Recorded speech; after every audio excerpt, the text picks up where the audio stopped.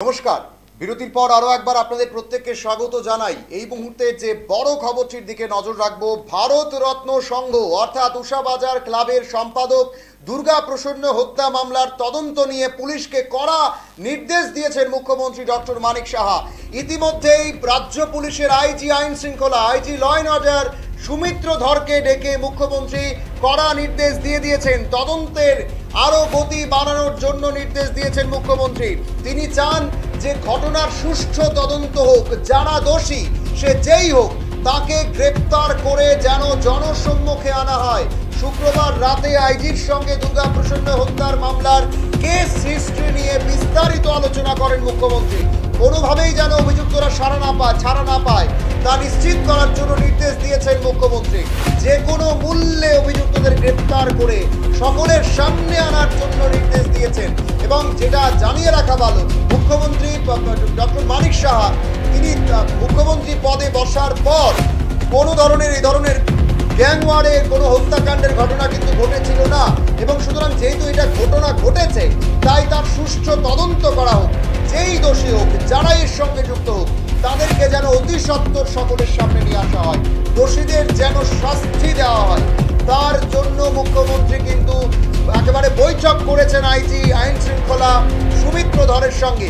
এবং যেটা জানা যাচ্ছে, একটি টিম নিয়ে সুমিত্র ধর তিনি কিন্তু যাচ্ছেন কলকাতায় তদন্তের বাকি গতিবিধি দেখার জন্য।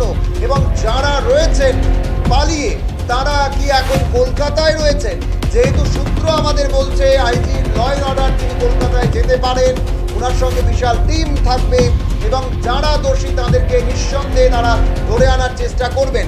কিন্তু প্রশ্ন হচ্ছে, যারা পালিয়ে রয়েছেন এখন, ইতিমধ্যেই সুস্মিতা সরকারকে গ্রেপ্তার করা হয়েছে এবং আরও প্রত্যুৎ ধর চৌধুরীকে গ্রেপ্তার করা হয়েছে, দুর্গা প্রসন্নের প্রেমিকাকে গ্রেপ্তার করা হয়েছে, দুজন ইতিমধ্যে অ্যারেস্টেড।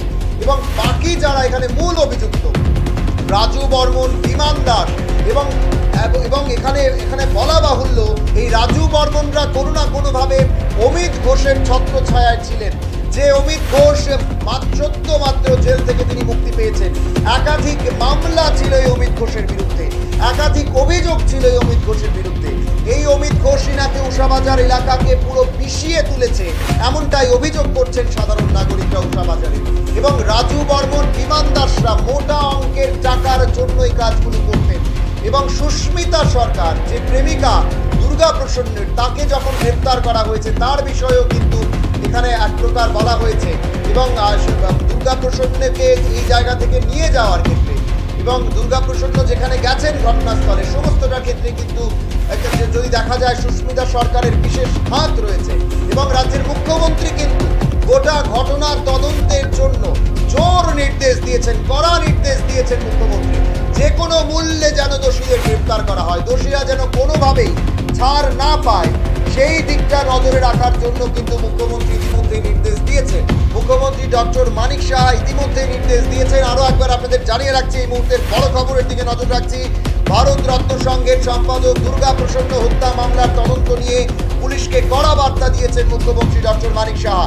মামলার তদন্তের গতি প্রকৃতি জানতে মুখ্যমন্ত্রী তার বাসভবনে জরুরি তলব করেছেন রাজ্য পুলিশের আইজি আইন শৃঙ্খলা সুমিত্র ধরকে।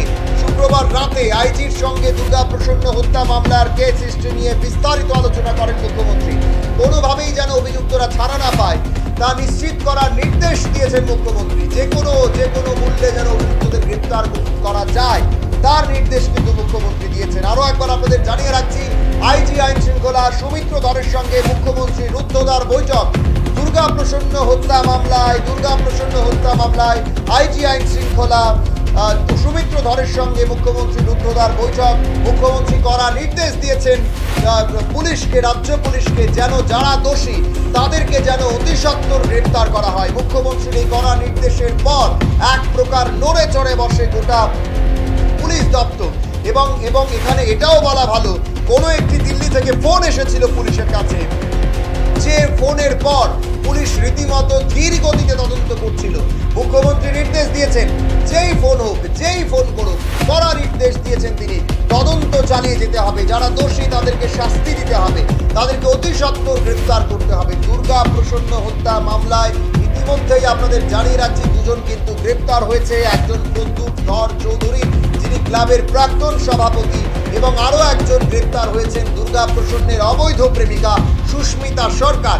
গত পরশুদিন সুস্মিতার ছোট বোনকেও, পারমিতা সরকারকেও কিন্তু গ্রেপ্তার করেছে পুলিশ। প্রতিমা সরকারকেও গ্রেপ্তার করেছে পুলিশ এবং সেখানে আটক করে তার কাছ থেকে জিজ্ঞাসাবাদ করা হয়েছে। যেটা আমাদের সূত্র বলছে, গতকাল পশ্চিম আগরতলা মহিলা থানায় সুস্মিতা সরকারের মাকেও জিজ্ঞাসাবাদ করেছে পুলিশ, এমনটাই খবর।